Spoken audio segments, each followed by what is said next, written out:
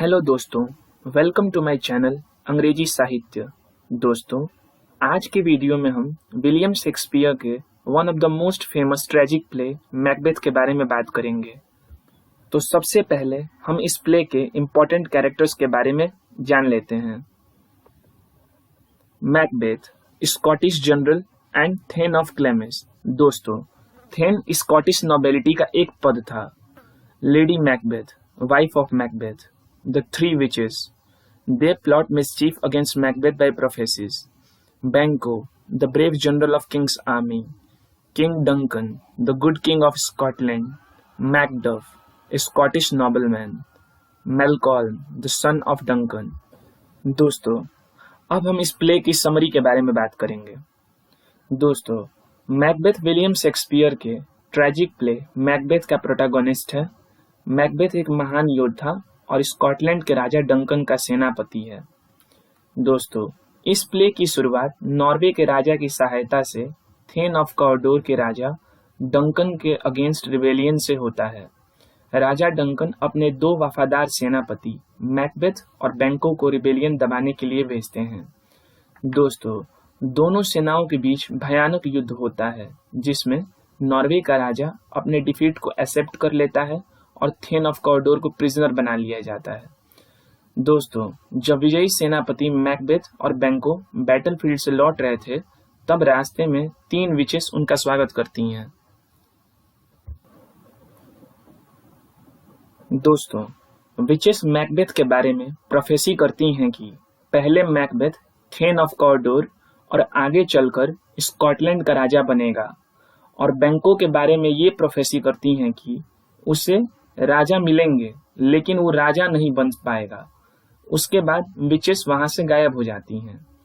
दोस्तों, तभी वहां राजा का मैसेंजर आता है और मैकबेथ को इन्फॉर्म करता है कि उसे राजा ने थेन ऑफ कॉर्डोर बना दिया है।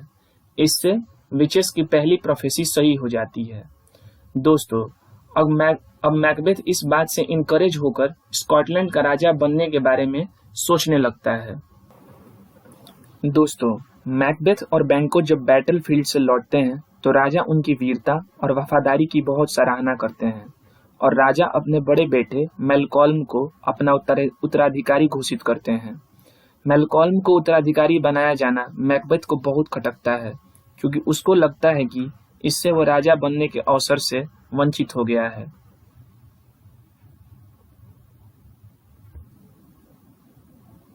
दोस्तों, जब लेडी मैकबेथ को यह पता चलता है कि राजा डंकन उसके कासल में आने वाले हैं, तो उसने उसी रात राजा की हत्या करने की सोची।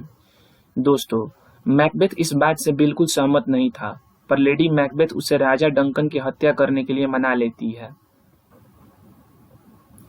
आधी रात होते ही मैकबेथ ने राजा के शयन कक्ष में प्रवेश किया और एक ही वार से उनका सिर धड़ से अलग कर दिया, और उसके बाद लेडी मैकबेथ ने सोते हुए सेवकों के हाथ और चेहरे खून से सान दिए थे, यह दिखाने के लिए कि राजा की हत्या उनके सेवकों ने ही की थी। दोस्तों, अगले दिन जब मैकडफ और लोनाक्स राजा से मिलने जाते हैं तो वो उन्हें मरा हुआ पाते हैं। राजा की मौत की खबर सुनकर सब लोग वहां आ जाते हैं। मैकबेथ राजा की हत्या से गुस्सा होने के दिखावे में दोनों सेवकों को मार देता है, जिससे उसका राज किसी को पता ना चले। दोस्तों, राजा डंकन के दोनों बेटे मैलकॉल और डोनाल्डबेन अपने जीवन को खतरे में देखकर इंग्लैंड भाग जाते हैं।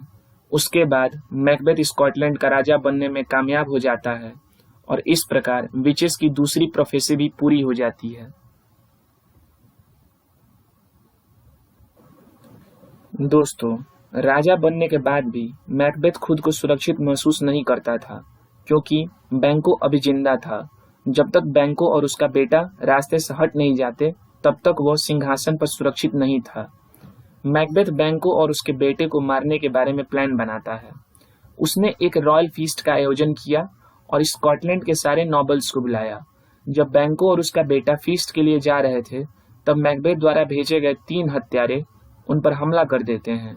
दोस्तों, इस हमले में बैंको मारा जाता है, पर उसका बेटा बच जाता है। दोस्तों, मैकबेथ अब सुनसान बंजर पर विचेस से मिलने जाता है, ताकि वो अपना भविष्य जान सके।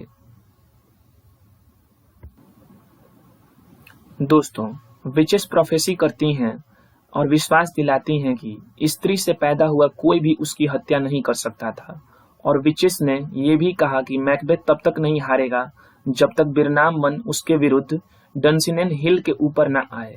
लेकिन विचेस ने मैकबेथ को मैकडफ से सावधान रहने को कहा। दोस्तों, इधर लेडी मैकबेथ अपने पापों के वजह से पागल हो जाती है और लास्ट में मर जाती है।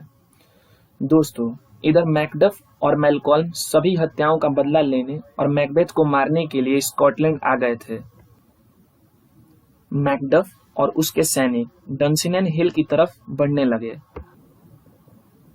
अपनी संख्या को छिपाने के लिए मैकडफ के सैनिकों ने अपने सामने बिरनाम वन के वृक्षों की बड़ी बड़ी शाखाएं कर ली थी और उनके पीछे वे बढ़ रहे थे।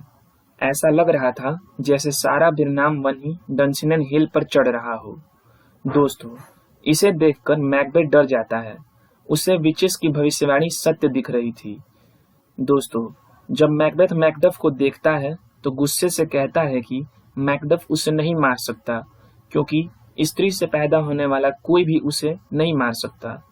इस पर मैकडफ कहता है कि उसे समय से पहले ही उसकी मां का पेट चीरकर निकाल लिया गया था।